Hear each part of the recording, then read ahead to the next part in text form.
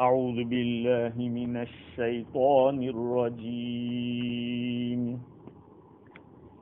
بسم الله الرحمن الرحيم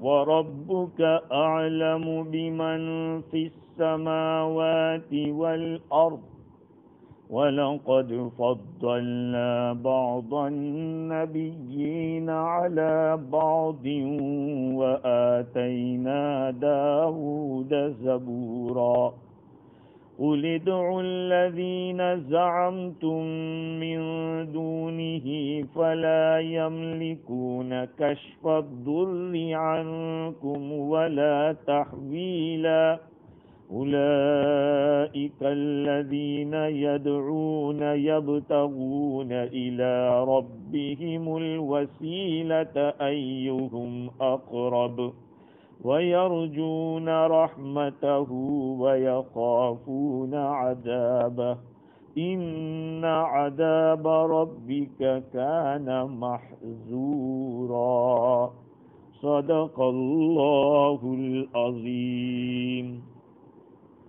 بزرگوں، پیارے بھائیوں،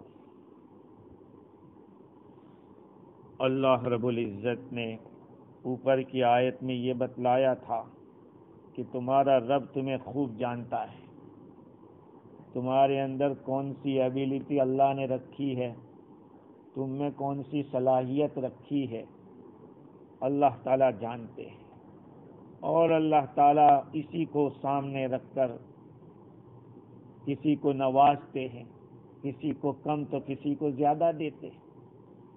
اگر تمہارا رب چاہے گا تو تم پہ رحم کرے گا، ہدایت دے گا، ایمان دے گا، نہیں چاہے گا تو نہیں دے گا۔ اور حضور کو بھی اللہ تعالیٰ نے بتلا دیا کہ آپ ان کے اوپر کوئی نگران یا یہ کہ آپ کی ذمہ داری نہیں ہے، آپ کو تو صرف بتلا دینا ہے۔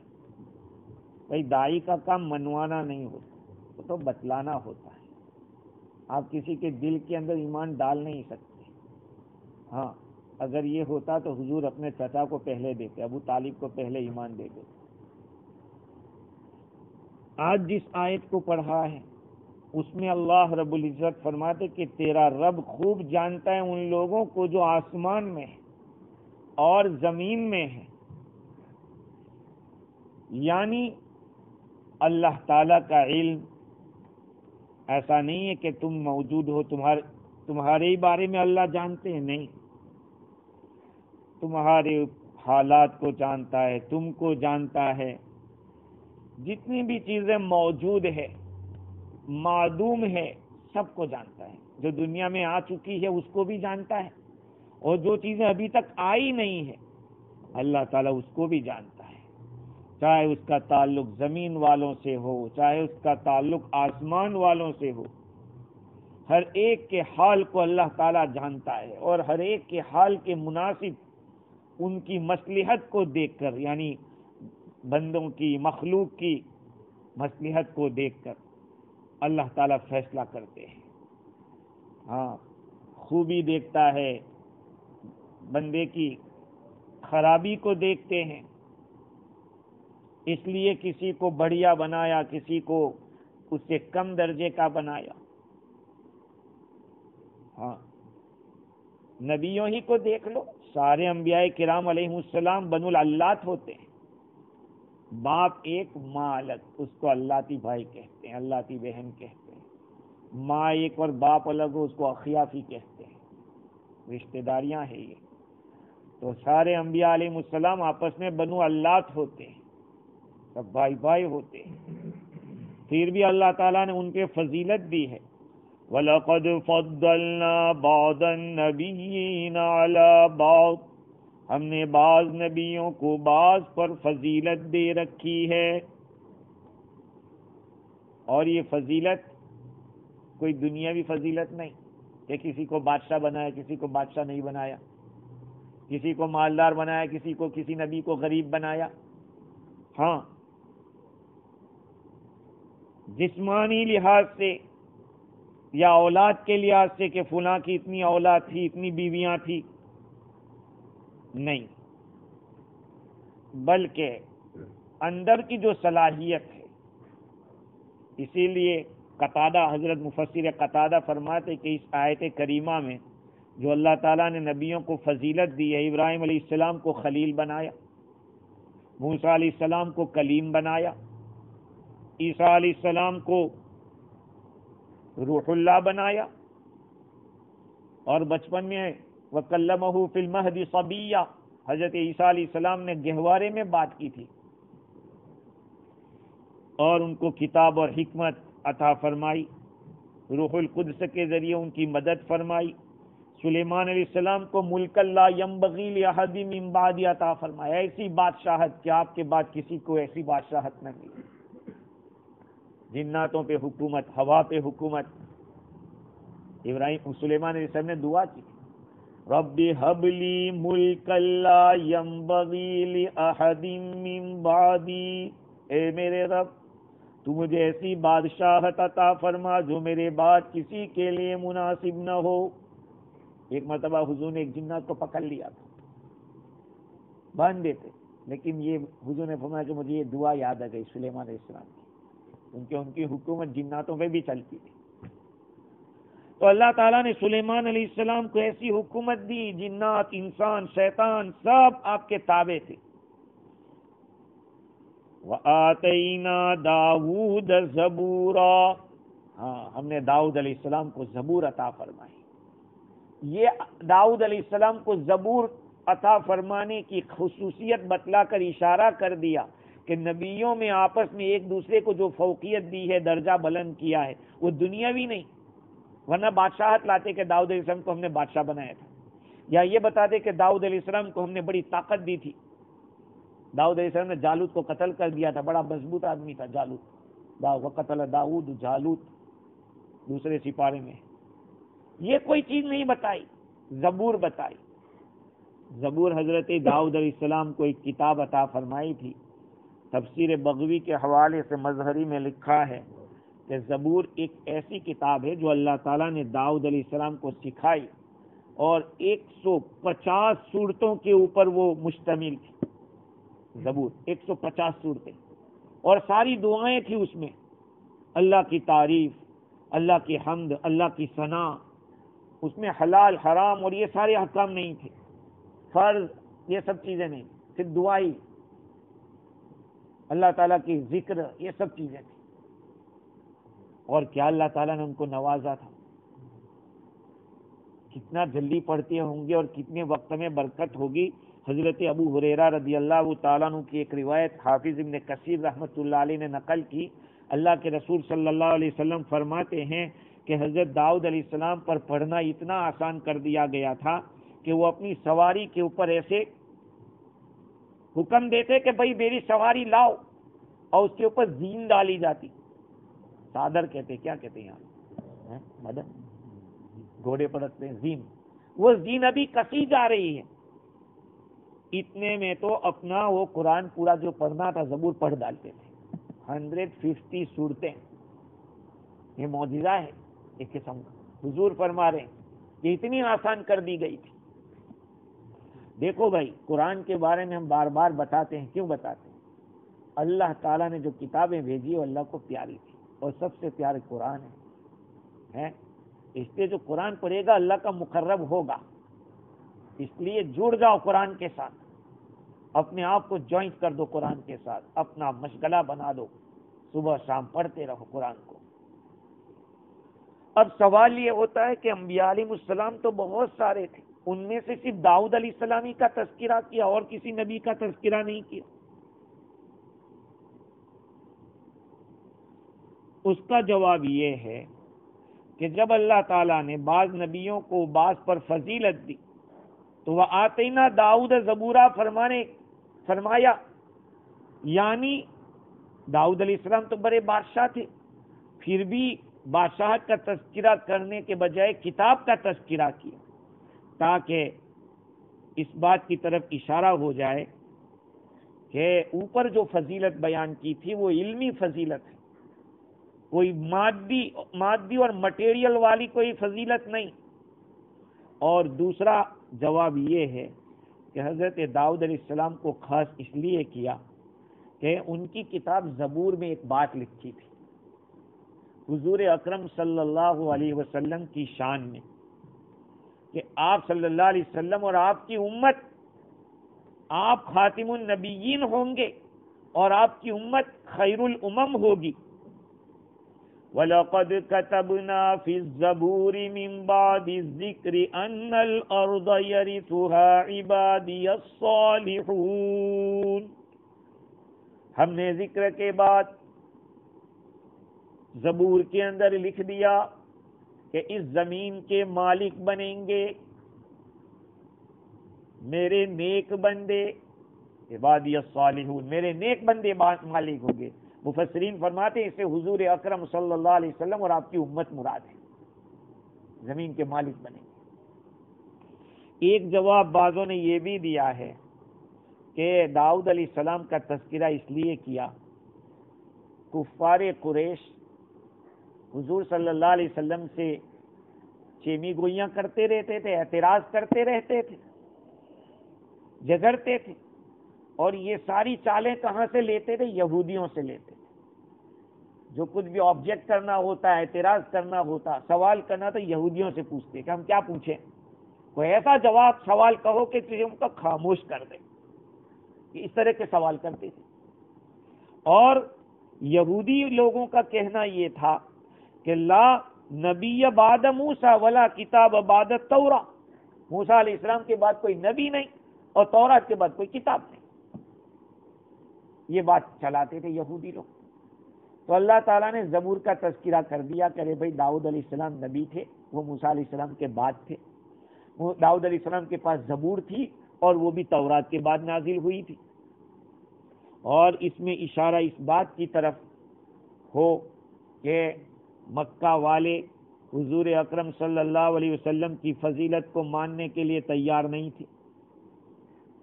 اللہ تعالیٰ نے بتلا دیا کہ جب داؤد علیہ السلام کو زبور دی اور داؤد علیہ السلام کو فضیلت دی، تو آخر میں محمد عربی صلی اللہ علیہ وسلم کو سارے نبیوں کا سردار بنا دے، آپ کی امت کو خیر الامم بنا دے، تو کیا مشکل ہے؟ کوئی مشکل نہیں ہے۔ اللہ تعالیٰ کی تقسیم کے اوپر کسی کو اعتراض کا حق نہیں ہے۔ اللہ تعالیٰ نے حضور کو سارے نبیوں پر فضیلت دی، خاتم الانبیاء بنایا، امت کو خاتم الامم بنایا۔ قرآن مجید علم کے لحاظ سے بہت زیادہ، معجزہ بھی قرآن کا بہت زیادہ واضح، آپ کے درجات کو بلند فرمایا، یہاں تک کہ بالکل اللہ تعالیٰ نے اپنے حبیب کو اتنا قریب کر دیا۔ ثم دنا فتدلی فکان قاب قوسین او ادنا، سورہ والنجم اذا ہوا میں یہ آیت ہے۔ تو جب نبیوں میں داؤد علیہ السلام کو فضیلت اللہ دے سکتے ہیں، تو ہمارے نبی کو سارے نبیوں پر فضیلت دے دے تو کیا مشکل ہے؟ ایک روایت تفسیر روح البیان کے اندر نقل کی ہے، حضرت عبداللہ ابن عباس رضی اللہ تعالیٰ عنہ کے حوالے سے ابن شہاب زہری رحمۃ اللہ علیہ نقل کرتے ہیں، جس کو جامع الاصول میں لکھا ہے کہ صحابہ کرام کی ایک جماعت آپس میں مذاکرہ کر رہی تھی، بیٹھے ہوئے تھے، بات کر رہے تھے، حضور اکرم صلی اللہ علیہ وسلم کے نکلنے کا انتظار کر رہے تھے کہ حضور نکلے۔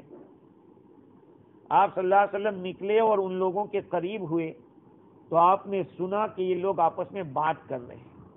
ایک نے کہا کہ یار عجیب بات ہے، اللہ تعالیٰ نے اپنے مخلوق میں سے ابراہیم علیہ السلام کو خلیل بنایا۔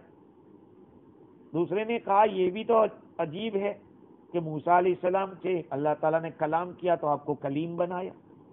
کہا اس سے بھی تعجب کی بات، عیسیٰ علیہ السلام کو کلیمت اللہ کہا، روح اللہ کہا۔ ایک نے کہا کہ آدم علیہ السلام کو صفی اللہ بنایا۔ یہ سب باتیں کر رہے تھے صحابہ کرام آپس میں۔ ان لوگوں کی باتیں ایسی ہوتی تھی، ان لوگوں کی باتیں دین کی ہوتی تھی، اللہ اور اس کے نبی کی بات ہوا کرتی تھی، قرآن کی باتیں ہوا کرتی تھی، اور ہماری محفلیں ایران تران کی ہوتی ہیں، اور اس کے بعد بھی دعا نہیں پڑھتے، مجلس کا کفارے کی دعا نہیں ہوتی، تو وہ مجلس بھی ہمارے لیے وبال بن جاتی ہے۔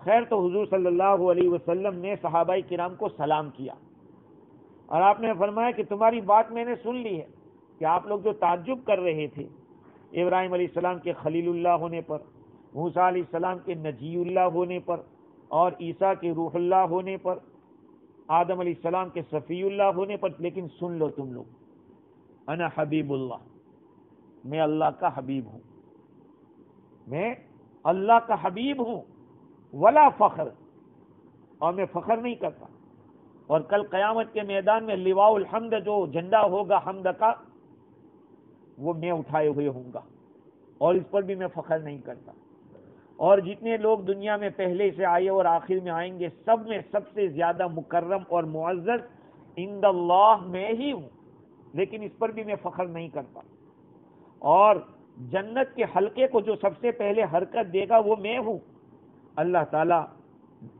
کھولے گا، میں اس میں داخل ہوں گا، اور میرے ساتھ فقراء مہاجرین ہوں گے، فقراء مہاجرین ہوں گے، اور اس پر بھی میں فخر نہیں کرتا۔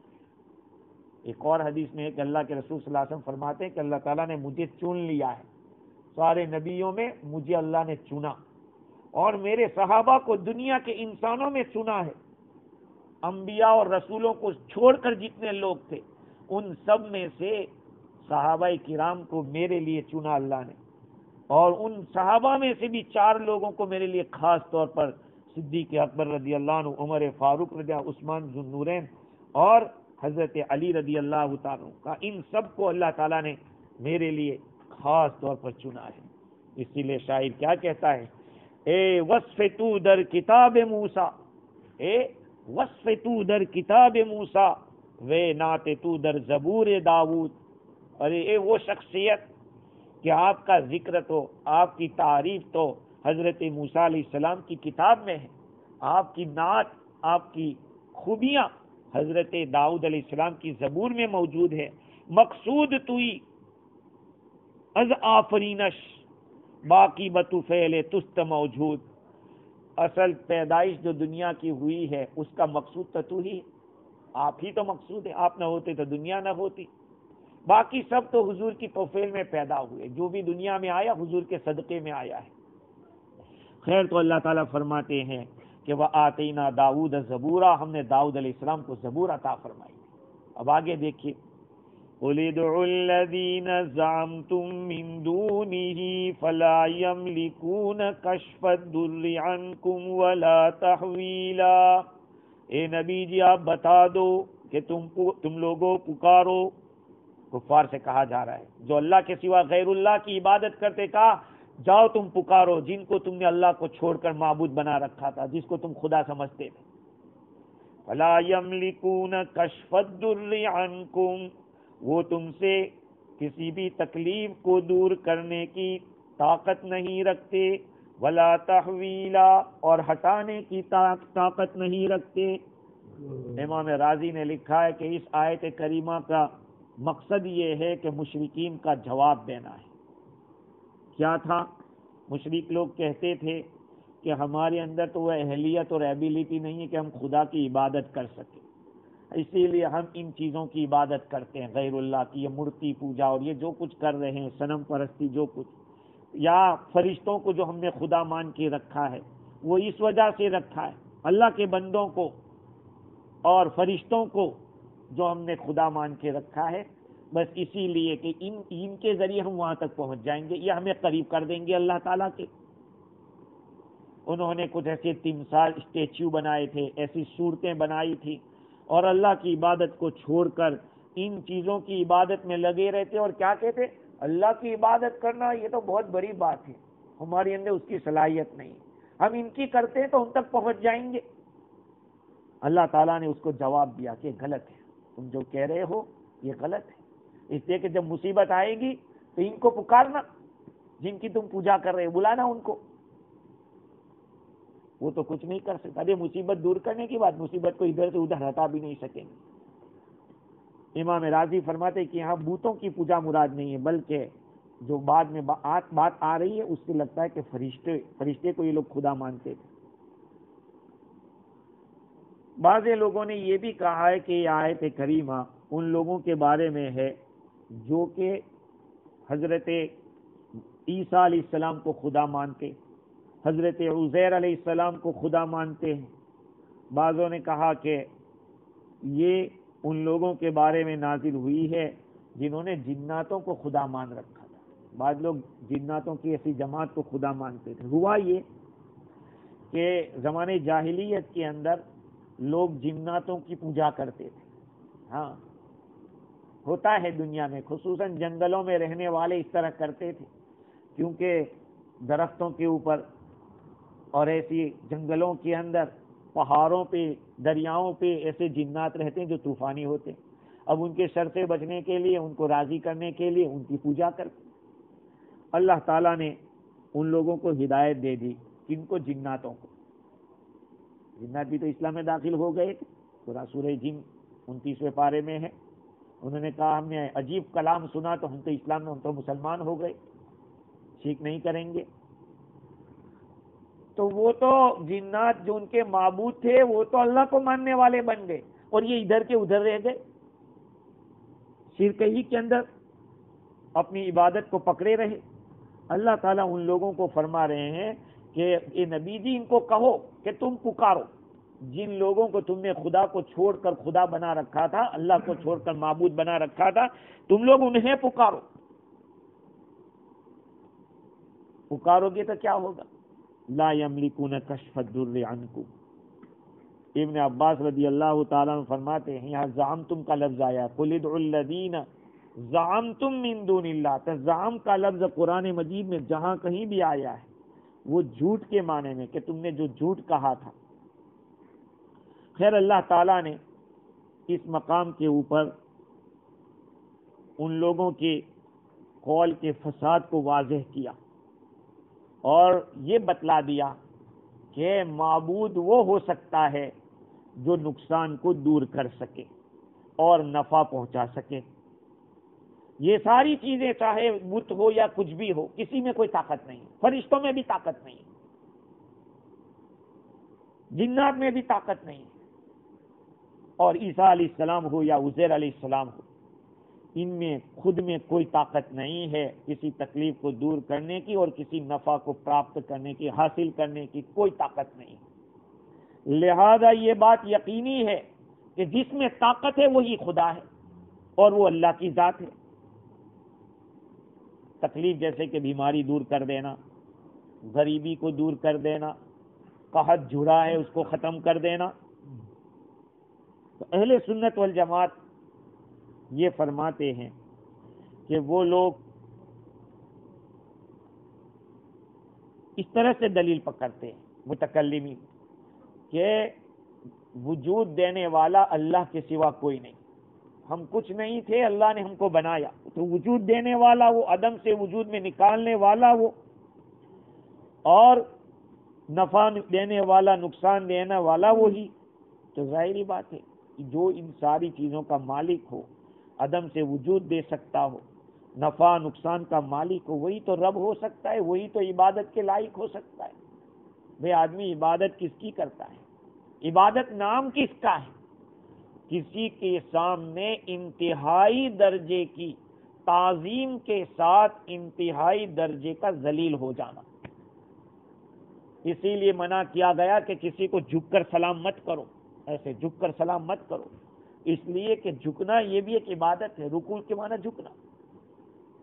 تو غیر کے سامنے آپ جھک نہیں سکتے۔ اللہ تعالیٰ نے حضرت انسان کو ایسا بنایا کہ وہ لقمہ لیتا ہے تو اس کو جھکنا نہیں پتا، ایسا نہیں کرنا پڑتا، لقمہ ادھر ڈالا جاتا ہے۔ سب جانور اپنا منہ کھانے تک لے جاتے ہیں اور حضرت انسان کو منہ تک کھانا جاتا ہے۔ یہ پیشانی اللہ نے بنائی ہے اس کے سامنے جھکانے کے لیے، غیر کے سامنے نہیں۔ تو جب وہ ذات ایسی ہے کہ نفع دینے والی، نقصان دینے والی یا نقصان سے بچانے والی، وجود دینے والی، تو اسی کے سامنے انتہائی درجے کی عاجزی کے ساتھ اپنے آپ کو گرانا چاہیے۔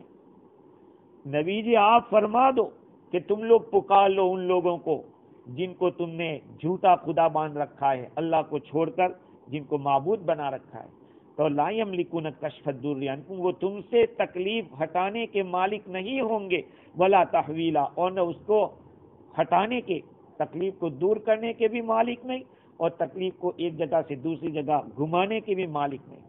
اولئک الذین یدعون یبتغون الی ربہم الوسیلہ ایہم اقرب وَيَرْجُونَ رَحْمَتَهُ وَيَخَافُونَ عَذَابَهُ إِنَّ عَذَابَ رَبِّكَ كَانَ مَحْذُورًا. یہی لوگ اپنے رب کی طرف ذریعہ تلاش کرتے ہوئے پکارتے ہیں. یہ تو اللہ کو پکارتے ہیں. فرشتے بھی اللہ کی مانتے ہیں, عیسیٰ علیہ السلام بھی خدا کی مانتے ہیں, اور عزیر علیہ السلام بھی اللہ کی مانتے ہیں. بلکہ دنیا کی جتنی چیزیں ہیں, چاہے شنکر ہو یا رام یا کوئی بھی ہو, جس کو وہ خدا مانتے ہو, سارے کے سارے اللہ کے تابع ہیں. اپنی مرضی سے تو کچھ کر نہیں سکتے. تو سبھی اسی کے سامنے. وہ ایک صاحب کسی سیٹھ کے پاس گئے مدد مانگنے کے لیے. سیٹھ کے پاس گئے, بڑی دیر ہو گئی, انتظار کرتے رہے. بھائی کیا بات ہے؟ کہ وہ تو دعا کر رہے. ارے بھائی وہ اللہ سے مانگتے تو میں ہی مانگ لو. کیا اس نے کہا کہ اچھا وہ بھی اللہ سے ہی مانگتے ہیں تو پھر میں کیوں اللہ سے نہ مانگ لوں؟ ہر ایک کو اللہ کے سامنے جھکنا ہے اور اسی سے لینا ہے اور اسی کے در سے ملنے والا ہے. کسی اور کی کیا مجال ہے؟ تو اللہ تعالیٰ نے ان کا جواب دیا کہ اولئک الذین یدعون, چاہے تم نبیوں کو خدا مان لو چاہے فرشتوں کو مان لو, یہ سب اللہ سے ہی مانگتے ہیں. ہاں, ان کو بھی اللہ کی ضرورت ہے. علامہ عثمانی لکھتے ہیں کہ کچھ لوگ زمانے جاہلیت میں جنات کی عبادت کرتے تھے. اب جن مسلمان ہو گئے تو پوجنے والے اپنی جہالت پر ہی قائم رہے. ان کے حق میں یہ آیت نازل ہوئی. اور بعض کہتے ہیں کہ جنات ہے, فرشتے ہے, مسیح علیہ السلام ہے, عزیر علیہ السلام, ان کی جو پوجا کرنے والے وہ بھی اس میں شامل ہیں. مطلب یہ ہے کہ جن ہستیوں کو تم معبود اور مستعان سمجھ کر پکارتے ہو وہ خود اپنے رب کے سامنے اس طرح سے اللہ کا قرب تلاش کرتے ہیں کہ ہمیں اللہ کا قرب نصیب ہو جاوے. یہاں وسیلہ کا لفظ آیا ہے. وسیلہ کے معنی ذریعہ. ایک مسئلہ آتا ہے توسل کا, دعا میں وسیلہ مانگنا جائز ہے کہ یہ بڑا خصوصاً جو اپنے آپ کو اہل حدیث کہتے ہیں وہ اس مسئلے کو بہت اچھالتے ہیں. دیکھو وہ اس کو تو مانتے ہیں کہ عمل کا وسیلہ لے سکتے ہیں. کوئی نیک عمل کیا کہ یا اللہ اس عمل کی برکت سے میرا دعا قبول کر, میری ضرورت پوری کر. لیکن کسی اللہ والے کا وسیلہ وہ نہیں مانتے. ارے اللہ والا بنا کیسے؟ وہ اللہ والا کیسے بنا؟ اللہ کی عبادت کر کے, قربانیاں دے کے, ہیں اللہ رب العزت کی عبادت کر کے وہ اللہ کے قریب ہوا ہے. تو وہاں بھی تو عبادت آئی, وہاں بھی تو عمل آیا. وہ لوگ شخصیت کو نہیں مانتے. حالانکہ روایات سے ثابت ہے وسیلہ سے دعا مانگ سکتے ہیں. حضور کا وسیلہ, اولیاء کرام کا وسیلہ لے سکتے ہیں. حالانکہ اس مسئلے سے اس کا کوئی تعلق نہیں ہے, لیکن بات آئی ہے اس لیے میں کہہ دیتا ہوں. لیکن یہ جو کہا جاتا ہے کہ بغیر وسیلے کے دعائی قبول نہیں ہوتی, یہ بھی غلط ہے. یہ بھی غلط ہے. ہاں یہ کہہ سکتے ہیں کہ اس کا کچھ ایفیکٹ ہوتا ہے کچھ اللہ والے کو جس کو اللہ سے تعلق ہے. آپ اگر سرکاری آفیسر کے پاس اپنا کام لے کر گئے اور آپ کا کام سیدھا ہے تو کرنا پڑے گا, اس کو کرنا پڑے گا کیا؟ اور اگر ادھر ادھر کر رہا ہے تو کوئی ایسا آدمی جو پہچان والا اس کا ہو, تعلق والا, اگر وہ ایسے آدمی کو لے گئے تو تھوڑا اثر پڑے گا. باقی یہ سمجھنا کہ بغیر وسیلے کے دعا قبول نہیں ہوتی وہ غلط ہے. آپ دعا مانگ سکتے وسیلے کے ساتھ, بغیر وسیلے کے بھی. آپ کی اللہ تعالیٰ کو قبول کرنا ہے تو اللہ تعالیٰ فرماتے ہیں کہ جن لوگوں کی یہ پوجا کرتے, عبادت کرتے ہیں, یہ خود وسیلہ تلاش کرتے ہیں, اللہ کا قرب تلاش کرتے ہیں. وسیلہ کہتے ہیں کسی چیز کی طرف رغبت کے ساتھ پہنچنا, رغبت کے ساتھ, شوق کے ساتھ پہنچنا. امام بغوی فرماتے ہیں کہ ایک مرتبہ مشرکین کو بہت زیادہ قحط لگا, یعنی سخت جھوڑا پڑا ان کے علاقے میں, یہاں تک کہ وہ مردے کو بھی کھا گئے, مردار کو بھی. پھر انہوں نے حضور صلی اللہ علیہ وسلم سے مدد مانگی کہ آپ اللہ تعالیٰ سے دعا کر دیں. اللہ تعالیٰ نے اس وقت یہ آیت نازل فرمائی کہ قل للمشرکین، کہ جاؤ پکارو ان لوگوں کو جن کو تم خدا مانگتے تھے، ارے یہ سب اللہ سے مانگ رہے ہیں، اولئک الذین یدعون یبتغون الی ربہم الوسیلہ، یہ وہ لوگ اپنے رب کے پاس وسیلہ تلاش کرتے ہوئے پکارتے ہیں، قرب ایہم اقرب، کہ کون زیادہ قریب ہے ان میں سے، سب کوشش کرتے ہیں کہ میں اللہ کا قریب ہو جاؤں، میں اللہ کا قریب ہو جاؤں، اس کے لیے عبادات کرتے ہیں، ریاضات کرتے ہیں، مجاہدے کرتے ہیں، وَيَرْجُونَ رَحْمَتَهُ، اور اپنے رب کی رحمت کی امید رکھتے ہیں، وَيَخَافُونَ عَذَابَهُ، اور اللہ کے عذاب سے وہ ڈرتے ہیں۔ ہاں، عقل مند آدمی جو ہوتا ہے وہ کیا کرتا ہے، عذر کو چھوڑ دیتا ہے اور اللہ کی پکڑ سے ڈرتا ہے کہ کہیں اللہ پکڑ نہ لے۔ حضرت عمر رضی اللہ تعالی عنہ کو جب نیزہ لگا، آپ کو زخم لگا جس میں آپ شہید ہو گئے، عبداللہ ابن عباس رضی اللہ عنہ نے عرض کیا کہ امیر المومنین، آپ تو اس وقت اسلام لائے جبکہ لوگ حضور کا انکار کر رہے تھے، اور آپ نے اللہ کے رسول کے ساتھ مل کے بڑی جنگیں لڑی، لہذا آپ گھبرا کیوں رہے؟ لوگوں نے حضور کی اس وقت مدد نہیں کی تھی، آپ نے مدد کی۔ اللہ کے رسول دنیا سے چلے گئے اس حال میں کہ آپ سے راضی تھے، اور آپ کے اوپر کسی نے اس طرح کا کوئی اختلاف نہیں کیا ہے، آپ شہید ہو گئے۔ حضرت عمر فرماتے ہیں المغرور، ارے بھائی مامن گھرر، تم کس کو دھوکہ دے رہے ہو، یہ تو دھوکے والی بات ہے۔ ہاں، واللہ لو ان لی ما طلعت علیہ الشمس لافتدیت به من حول المطلع، اگر میرے پاس زمین اور آسمان جو کچھ ہے وہ سب ہوتا، اور وہ دے کر بھی میں موت کی سختی اور اس سے بچ سکتا تھا تو میں دے دیتا اور بچنے کی کوشش کرتا، یا یہ کہ قیامت کے دن کی جو ہولناکی ہے اس سے بچنے کو ہوتا، موت کے بعد جو حالات آنے والے اس سے اگر بچا جا سکتا تو میں دے دیتا۔ مطلب یہ ہے کہ آدمی کو اپنے عمل کے اوپر نازا نہیں ہونا چاہیے، حالات تو آئیں گے مرنے کے بعد، اس لیے کیا کرنا چاہیے، اللہ سے امید بھی رکھنا چاہیے، اللہ کے عذاب سے ڈرنا بھی چاہیے۔ صرف امید، ارے وہ تو بڑا کریم ہے، بخشنے والا ہے، کرتے رہو جو کرتے ہو کرتے رہو، ایسے تھوڑی کام بنے گا۔ ڈرنا بھی چاہیے کہ اللہ تعالیٰ پکڑ والا بھی ہے، اس کے پاس عذاب بھی رکھا ہے، وہ مار بھی سکتا ہے۔ ہاں، پولیس کے ڈنڈے سے آدمی جیسے ڈرتا ہے، تعلقات ہے پولیس سے، لیکن یہ بھی تو سوچتا ہے کہ پتہ نہیں یہ کمپلین کر دے۔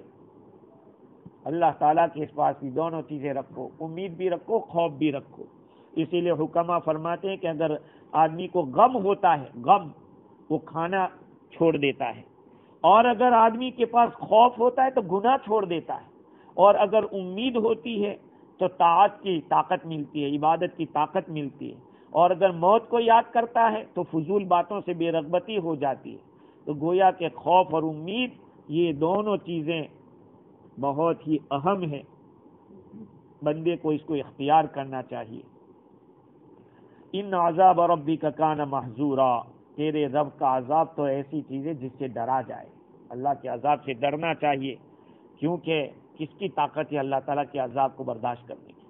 ہاں، خیر کچھ باتیں انشاءاللہ کل عرض کر دیں گے۔ اللہ تعالیٰ مجھے اور آپ کو دین کی صحیح سمجھ دے، قرآن مجید سے وابستگی عطا فرماوے، عمل کرنے والا بناوے، موت تک قرآن مجید کے ساتھ والہانہ تعلق عطا فرما دے۔ وآخر دعوانا الحمدللہ۔